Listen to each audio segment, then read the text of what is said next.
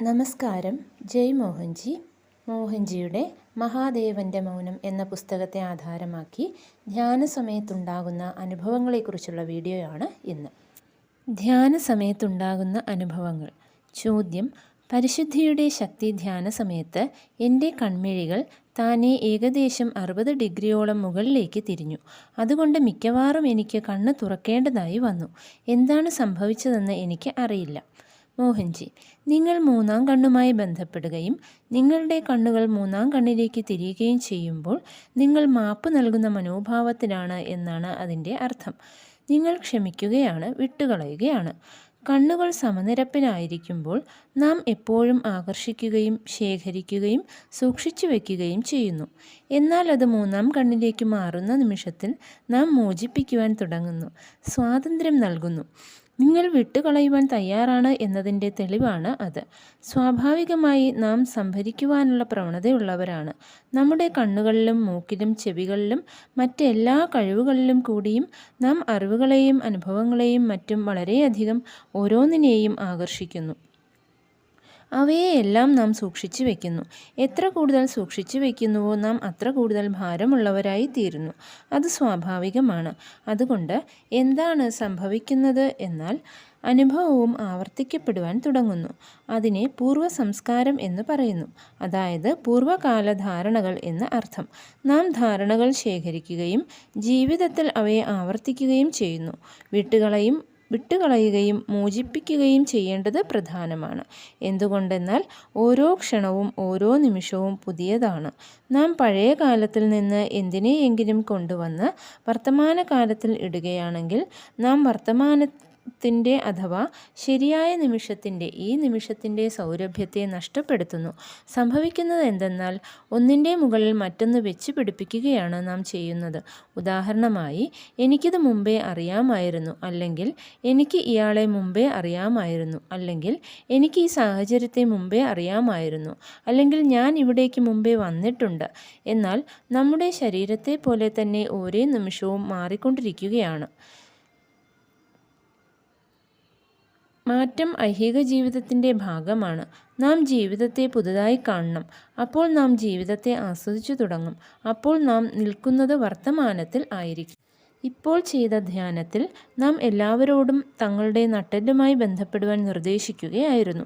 നട്ടെല്ലുമായി ബന്ധിക്കുമ്പോൾ കണ്ണുകൾ താനേ അടയുന്നു. നിങ്ങൾ മൂന്നാം കണ്ണിലേക്ക് മാറുന്നു. അപ്പോൾ നിങ്ങൾ മോചിപ്പിക്കുവാനുള്ള തയ്യാറിലാണ്. അല്ലാത്ത പക്ഷം നിങ്ങൾ മോചിപ്പിക്കുകയില്ല. സാധാരണഗതിയിൽ നിങ്ങൾ കണ്ണടച്ചിരുന്നത് കൊണ്ട് മോചനം നടക്കുന്നില്ല. നിങ്ങൾ നിങ്ങളുടെ സൂക്ഷിച്ചു വെച്ച ധാരണകളെ കൈകാര്യം ചെയ്യാൻ ശ്രമിക്കുക മാത്രമാണ് ചെയ്യുന്നത്. ഇത് ഓർത്തിരിക്കേണ്ടതായ കാര്യങ്ങളിൽ ഒന്ന്. സാധാരണയായി ഒരാളെ കാണുമ്പോൾ നാം മനസ്സിൽ പറയുന്നു, ഞാൻ ഇയാളെ മുമ്പ് കണ്ടിട്ടുണ്ട്. നിങ്ങൾ കാണുന്നത് അയാളുടെ പ്രത്യക്ഷത്തിലുള്ള രൂപവും ആ വ്യക്തിയുടെ പ്രകാശനങ്ങളുമാണ്. എന്നാൽ അയാളിൽ കൂടി പ്രകടിതമാകുന്ന ആഴത്തിൽ അന്തർലീനമായ ഒരു ബോധമുണ്ട്. എനിക്ക് മോഹൻജിയെ അറിയാം എന്ന് നിങ്ങൾ പറയുന്നത് പോലെ നിങ്ങൾക്ക് എൻ്റെ പ്രത്യക്ഷത്തിലുള്ള രൂപവും എൻ്റെ പ്രകാശന രീതിയും അറിയാം എന്നാണ് അതിനർത്ഥം. അത്രമാത്രം. എന്നാൽ അത് എവിടെ നിന്നാണ് വരുന്നത് എന്ന് അറിയുവാൻ നിങ്ങൾക്ക് കഴിയുകയില്ല. അത് അറിയുവാൻ നിങ്ങൾ കൂടുതൽ മൂന്നാം കണ്ണിൽ നിന്ന് പ്രവർത്തിക്കേണ്ടതായി വരും. അങ്ങനെയാകുമ്പോൾ നിങ്ങൾ ഒരാളെ കാണുമ്പോൾ നിങ്ങൾക്ക് അയാളെ ശരിയായി മനസ്സിലാകും.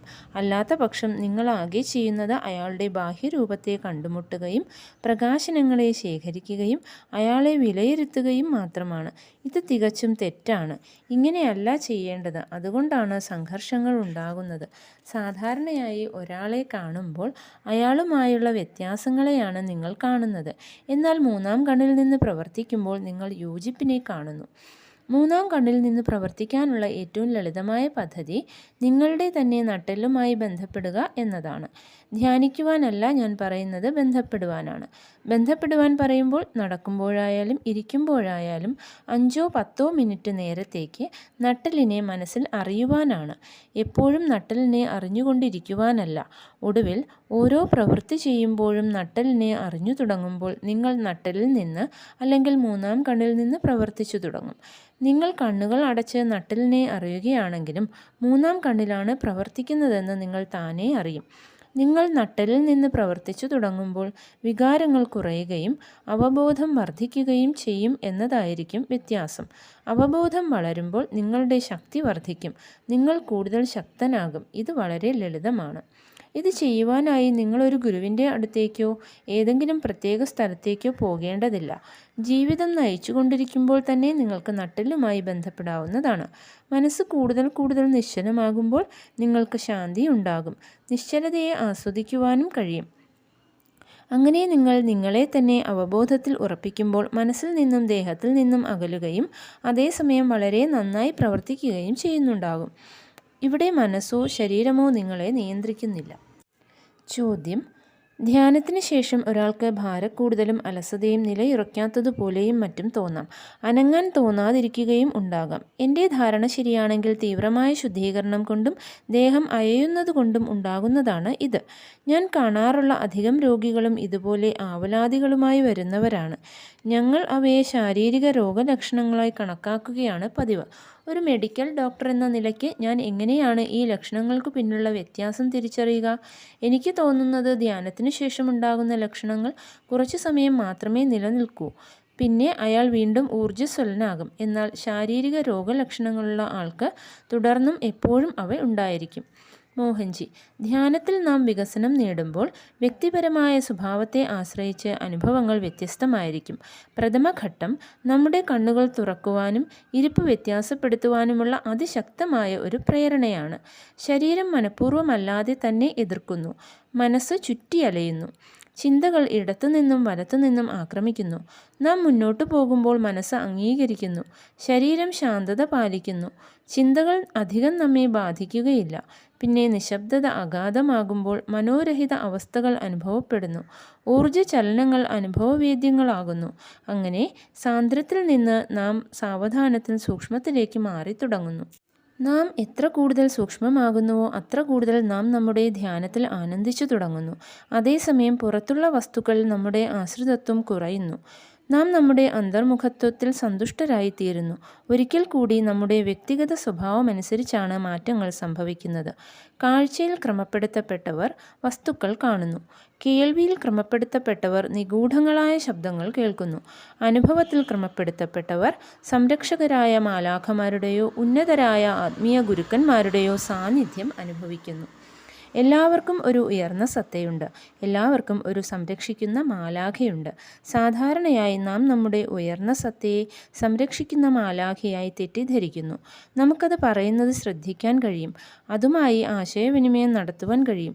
നമ്മെ ഗുരുവിലേക്ക് വഴികാട്ടുന്നതിനും അത് ഒരു പങ്ക് വഹിക്കുന്നു. ആത്മീയ പുരോഗതിയുടെ മാർഗത്തിൽ നിന്ന് നാം എത്ര വ്യതിചലിച്ചാലും എത്ര വഴിമാറിപ്പോയാലും അതൊരിക്കലും കോപിക്കുന്നില്ല. ഏത് വിധത്തിലായാലും നിങ്ങളുടെ ധാരണ ശരിയാണ്. ഉന്നതരായ ഗുരുക്കന്മാരുടെ സാന്നിധ്യത്തിൽ ഒരു സ്പോഞ്ച് പോലെയാകുന്നതും ഊർജത്തെ വലിച്ചെടുക്കുന്നതും മനുഷ്യ സ്വഭാവമാണ്. അത് ചെയ്യാൻ നാം പ്രലോഭിതരായി പോകുന്നു. ഉപബോധപരമായി നമുക്ക് ദഹിപ്പിക്കാൻ കഴിയുന്നതിൽ കൂടുതൽ ഊർജം ആഗിരണം ചെയ്യുവാൻ നാം ശ്രമിക്കുമ്പോൾ നമുക്ക് തല ചുറ്റുകയോ ഭാരക്കൂടുതൽ തോന്നുകയോ ചെയ്തേക്കാം.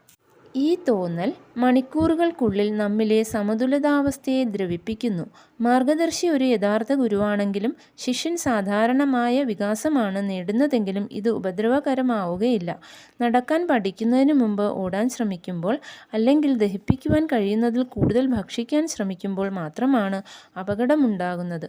ഒരു നല്ല ഗുരുവിൻ്റെ സാന്നിധ്യത്തിൽ ഇത് കൈകാര്യം ചെയ്യപ്പെട്ടുകൊള്ളും. നിങ്ങൾ അദ്ദേഹത്തിൻ്റെ ഉത്തരവാദിത്വമായതുകൊണ്ട് നിങ്ങൾക്കൊരു ഹാനിയും സംഭവിക്കുകയില്ല. തീവ്രമായ ശുദ്ധീകരണം കോശതലത്തിലുള്ള വിശ്രമത്തിലേക്ക് നയിക്കുന്നു. നിങ്ങൾക്കത് അനായാസം സ്വീകരിക്കുകയും വിട്ടുകളയുകയും ചെയ്യുവാൻ കഴിയുന്നു. ഇത് തികഞ്ഞ പിരിമുറുക്കമില്ലായ്മയുടെയും അയവിൻ്റെയും ലക്ഷണമാണ്.